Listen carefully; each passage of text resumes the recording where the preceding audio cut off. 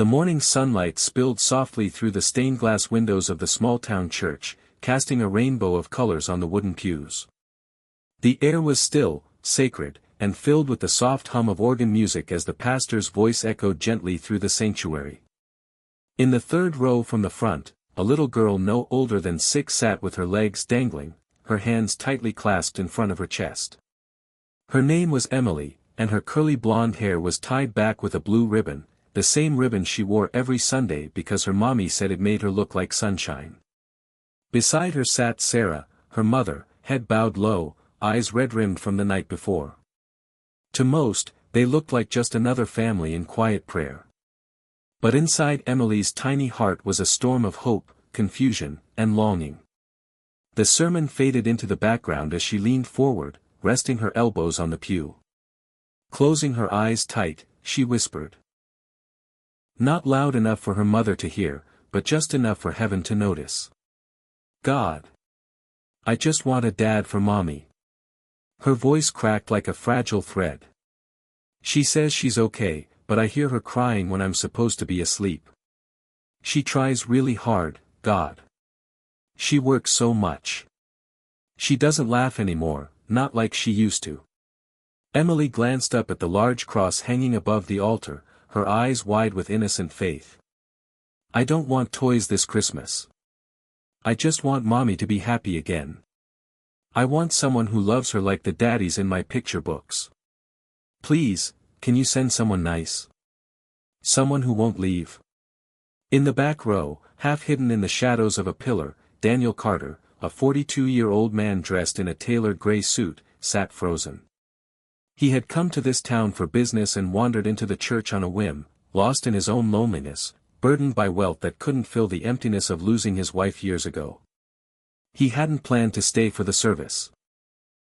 But that little voice, so sincere, so pure, had pierced something deep within him.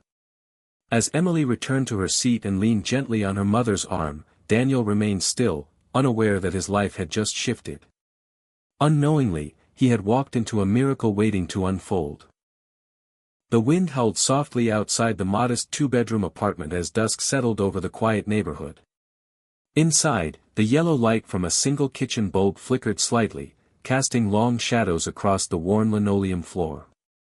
The smell of tomato soup, reheated for the 3rd time this week, drifted through the small space.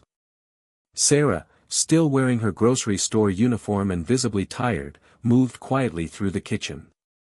She was in her late 30s, beautiful in a way that life had weathered but not dimmed. Her hands were chapped from cleaning, and her back ached from standing all day. Still, she hummed a lullaby while ladling soup into 2 mismatched bowls. Across the room, Emily sat cross-legged on the floor with crayons scattered around her. She was focused on a piece of paper, tongue peeking out slightly as she colored.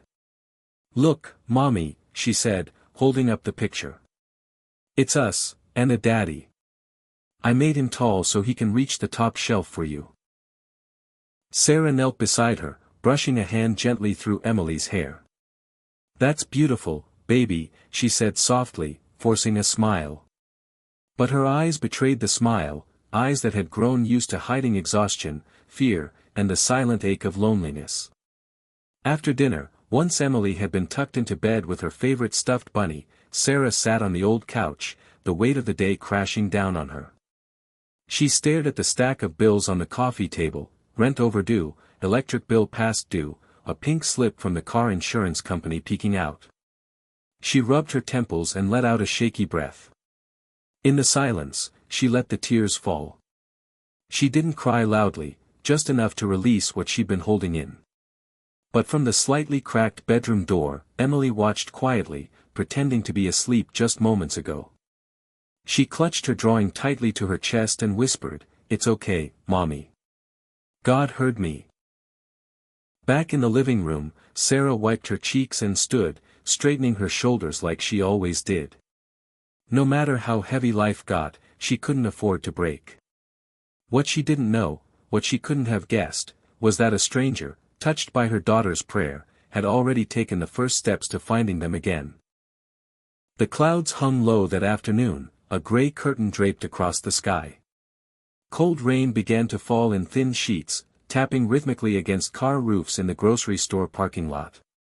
Shoppers hurried to load their bags, pulling jackets over their heads as they rushed to escape the downpour. Sarah, juggling a soaked paper bag, her purse, and a stubborn grocery cart, struggled in the rain. Her jacket was too thin for the weather, and her sneakers were already soaked through. She bent to lift a fallen can of soup when her foot slipped slightly on the slick pavement. In that second, before she could hit the ground, strong hands reached out and caught her by the arm. "Whoa, careful," a voice said gently. She looked up, startled, into the calm blue eyes of a man holding an umbrella, his tailored coat mostly untouched by the rain. It was Daniel Carter. "Are you okay?" he asked, steadying her. "I'm fine," she replied quickly, brushing rain from her cheek. Embarrassed, she stood upright and forced a smile. "Just clumsy, I guess." "Thank you." Daniel nodded, offering a quiet smile. "Let me help you with that." Before she could protest, he lifted the bag that had nearly burst and placed it carefully in her trunk. "You've got your hands full." She hesitated, unsure. "Thanks, again. Not many people stop to help anymore." "I try to pay attention," Daniel said softly, almost more to himself than to her. Sarah nodded politely. "Well, have a good day." She climbed into her car, the moment already fading behind her. But Daniel stood there for a long second, watching her taillights vanish through the rain. There was something familiar about her, about the quiet in her eyes, the strength in her voice. Something that reminded him of that little girl's whispered prayer just a week before. He didn't know her name. He didn't know her story. But something inside him stirred, something that told him he was exactly where he needed to be. The small church was buzzing with warmth and chatter, the scent of baked casseroles and fresh bread filling the air. It was the monthly community dinner, simple, humble, and open to anyone who needed a hot meal or a friendly face. Tables were lined with donated food, and folding chairs scraped against the floor as families found seats.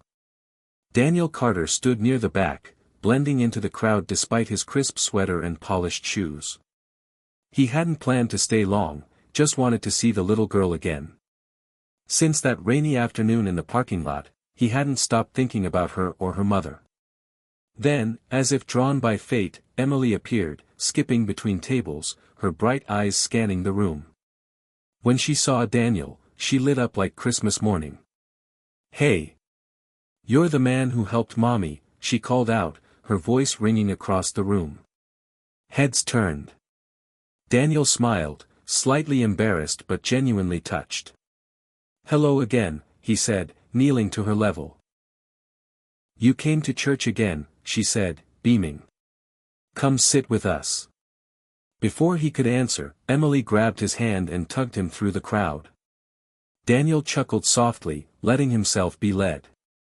At a corner table sat Sarah, carefully cutting Emily's food, unaware of who her daughter was dragging toward her. When she looked up and saw him, her eyes widened in surprise.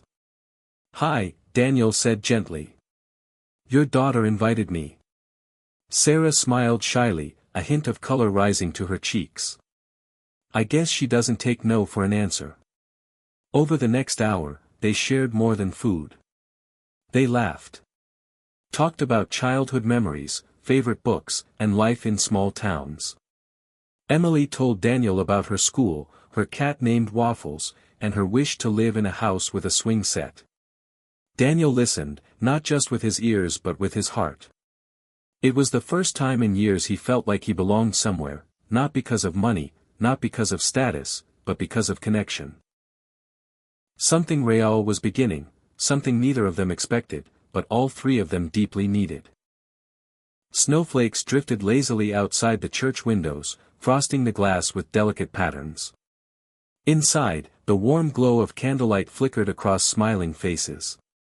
It was Christmas Eve, and the small sanctuary was filled with quiet joy, carols, and the scent of pine and cinnamon.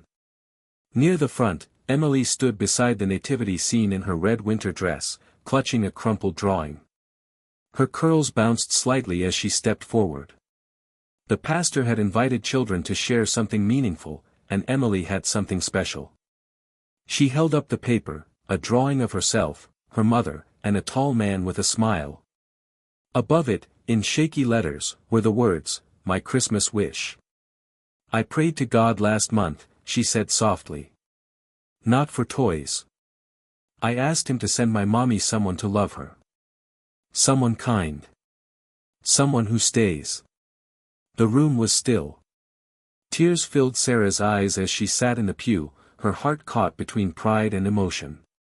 She wasn't sure what Emily would say next. Just then, a quiet movement from the back caught everyone's attention.